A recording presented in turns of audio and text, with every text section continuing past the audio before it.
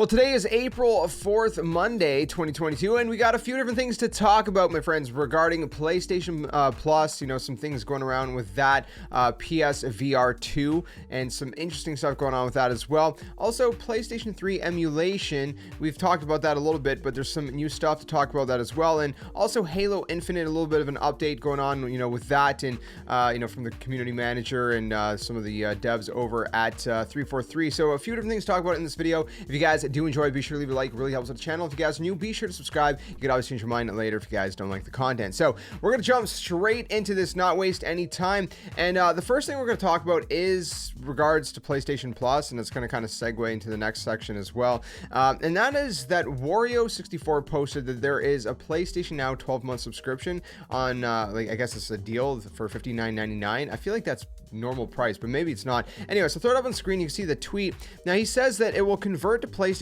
Plus Premium in June, which is going to be $120 of value, and includes, 400 PS4 and PS5 games and all that that you could see up on screen. Now, the reason he says that is because there was one specific thing in the blog post that was noted, and that was that they said when the new PlayStation Plus service launches, PlayStation Now will transition into the new PlayStation Plus offering and will no longer be available as a standalone service.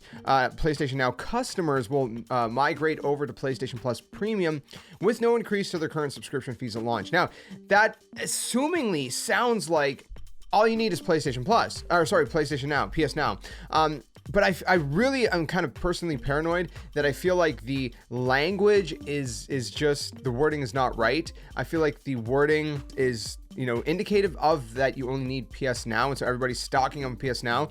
But it just doesn't make sense to me. I don't know. I feel like it's going to be that they're going to be combining PS Plus and your PS Now subscriptions, and they're assuming you already have PS Plus if you do have PS Now. Maybe I'm wrong, but I'm a little bit paranoid about that. If you guys know anything solidified that, maybe I'm missing, please let us all know in the comments. So I just be wary of that, unless, I mean, hey, I guess it doesn't really hurt. Worst comes to worst, you're basically paying what you would pay, because it's like $60 for PS Now, $60 for PS Plus. That's $120. So you're not paying more technically.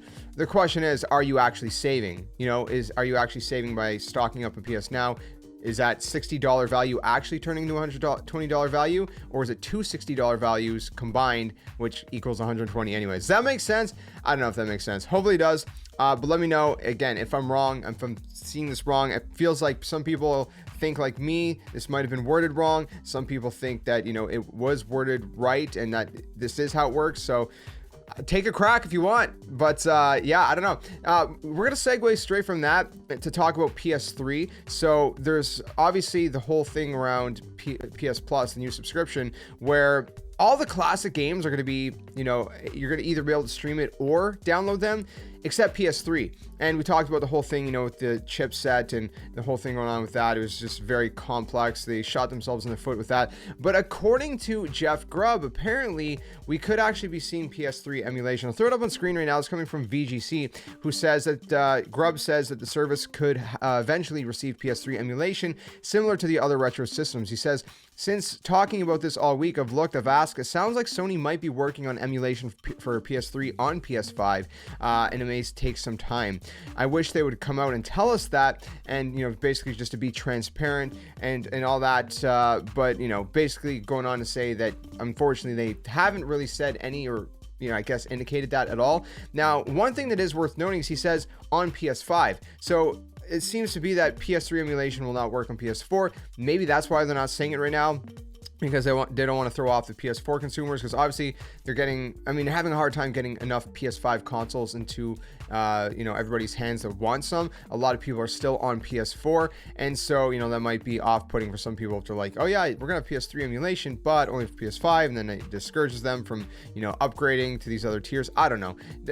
Maybe that's what's going on. That's why they didn't really say anything about it right now. It's just gonna be something they announce later. But you can let me know what you think in the comments below. I think eventually it should come. I mean, it'd be very weird if they didn't eventually do that, because again, the streaming thing, whatever platform, whether it's Xbox or PlayStation, is not generally super smooth, even with a great internet connection. At least for me, in my experience, it's not the same as just playing natively. So hopefully that comes down the line as well. So it's not ideal just to have, you know, streaming for PS3. Segueing from that, we're staying in the PlayStation kind of realm of things. We're going to talk about PlayStation VR2 because we obviously had a bunch of information and finally the physical reveal, seeing exactly what this thing looks like for PSVR2. But it seems like we might have an indication that we might going to be getting some kind of, you know, I don't know, some kind of event or something, you know, coming out soon. So I'll throw it up on screen. This is coming from Tom Henderson over on Twitter, who says that Sony sent out a new email yesterday, which was April 1st. That's a few days ago now, introducing PlayStation VR2, it was named. And there was a similar email a couple of weeks prior to the PS5 pre-launch, which is very interesting. Both Jeff Grubb and Game Over Greggy got this email, and other people in the replies said they got it as well. So it could indicate that there are plans for a PSVR2 showcase, he says. So I don't know. If there is, that'd be really cool. And if there is, we're probably going to get an official announcement soon. It'd be kind of funny if once this video goes up, they announce it like minutes after. That'd be pretty poor timing, but you know, it could happen at any point. Or maybe it's not really indicative of anything at all, but it seems as though there's a good possibility we could be getting some kind of PSVR2 showcase, which would be nice to actually see this thing, you know, in the works, not in the works, but I guess, you know, gosh, what is the word I'm looking for? Anyways, basically being used is what I'm trying to say, but I'm drawing a blank on my terminology. So that's that. Not much more to really talk about that. Let me know if you guys are excited for PSVR2 down in the comments below. Okay, finally, we're going to wrap it up with this. This is Halo Infinite. Now, we got a lot of stuff going on with Halo Infinite, obviously. There's been ups, there's been downs, there's been disappointments, there's been excitements. I don't know. Let me know where you stand. Are you still playing the game? Are you basically just done with it? Do you not like, you know, where the game's sitting at and you just kind of lost interest? Where are you standing? Because again, a lot of people are kind of mixed with this, but I'll throw it up on screen now. This is a Reddit post from a few days ago from Brian Gerard on Twitter, who basically was talking about the monthly community update, you know, recaps overall Halo happenings from the past month. He says this is not the Halo Infinite update nor the Season 1 outcomes blog that he mentioned was coming. That's still in the works and should be landing tomorrow. So, you know, there was all of that. But then people got a little bit upset about this. And so Sketch, 343 employee, he had to respond, and this got a lot of downvotes too. So I'll throw it up on screen. You can see at the time that this was screenshotted, it was 86 downvotes, man. A lot of downvotes on this, but he says there are indeed a lot of challenges and constraints. We're certainly not happy to be unable to meet player and community expectations. It's a difficult situation that is going to take the team time to work through. Right now, the focus is on Season 2, and we'll have more to share on that in the coming weeks. Meanwhile, a lot of production planning, costing, planning, hiring, etc. is all happening, which doesn't really lend to detailed regular updates. We understand the community is simply out of patience, and frankly, I think understandably tired of words. We just need some time for the team to get the details sorted, and then we can certainly share as much as we can. So again, you know, people not even happy with this response. People, you know, again, understandably losing patience. 343 understands it. It's one of those hard scenarios, you know what I mean? Because like where I'm sitting, I can look at it, and as a player, I'm 100% like, yeah, man. I mean, you know, it's a little bit frustrating. You know, this game feels, again, I get the idea was to be a live service game, but it feels like it's been very, very bare bones from the start, and it's just kind of like, I don't know, you know what I mean? But on the flip side, you know, there is the side of things like, yeah, you understand there's only so much developers can do, but at the same time, you know, that kind of feels like a vicious circle because I keep saying things, but it keeps going back, you know, in circles.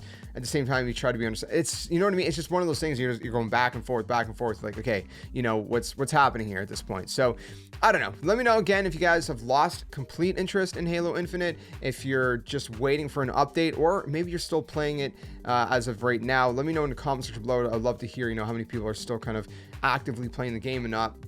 But hopefully we get some, you know, some better days ahead soon for Halo Infinite, because the game has a lot of potential. They just got to get that ball rolling, man. It's just got to get rolling, and then finally, you know, things will be a lot better, hopefully. So anyways, that's it today for today, my friends. That's all the gaming news. Again, if you guys enjoyed this one, be sure to leave it a like, subscribe for more gaming content. We talk about the games and play the games here on the channel. Best of both worlds. Always having a great time. And if you're into Nintendo content, you can check out my Nintendo channel, link down in the description below. I kind of separate Nintendo because I love Nintendo so much. There's too much to cover on one channel. So that has its own thing. It's had its own thing for a while, and it's a lot of fun over there as well. So be sure to check that out. So hopefully you guys have an amazing rest of your day. I'll see you guys soon. Another one. Stay safe, stay well, and until then, game on. Thanks for watching.